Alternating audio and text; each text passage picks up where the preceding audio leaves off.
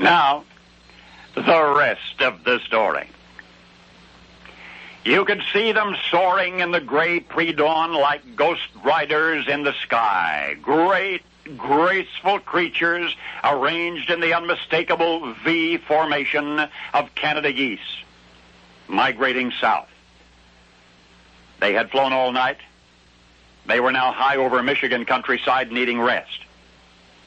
And so with early sunlight dancing on their eastern wings, the squadron descended through a warming ocean of air.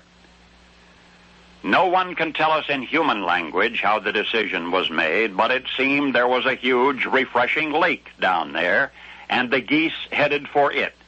Still in formation, they glided over the inviting surface. The leader would be the first to dip into the cool and wet. It wasn't there. The lake the geese had spotted from high above, the immense expanse of water upon which they sought to land, was neither a lake nor water at all, but rather a huge trapezoid-shaped sheet of pavement, more than 67 acres of black asphalt, glistening like a sea of diamonds in the morning dew. And yet so lake-like did this mammoth stretch of pavement appear, that not even the leader of the migrating flock of geese could discern it from the real thing, not even from inches above it, which for him had meant disaster. He crash-landed in a whirlwind of feathers, and the others, stunned, without attempting to land, flew on. And this is the rest of the story. The titanic tarmac of which you've just learned, the illusory oasis that lured those magnificent Canada geese, is known throughout the automotive industry as the Milford Vehicle Dynamics Test Area.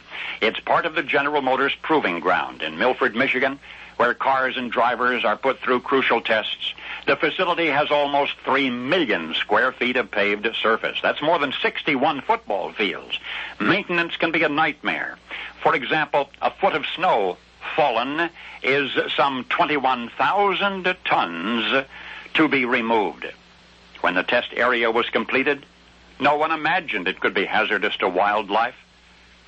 But then came that first autumn, and that first flock of migrating geese, mistaking pavement for pond, they paid the price. And that's how that enormous asphalt desert, the Vehicle Dynamics Test Area, got its nickname, Black Lake. Well, General Motors officials became immediately concerned. The facility must be made safe for migrating geese, but how?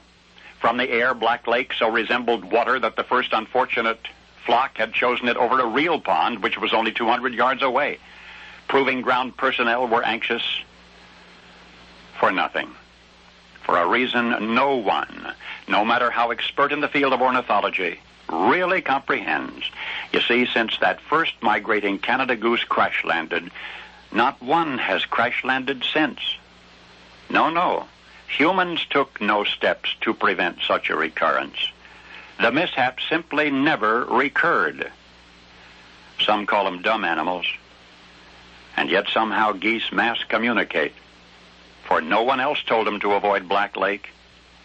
And still they have not attempted to land there since one of their own tried and failed nearly 20 years ago. And now you know the rest of the story.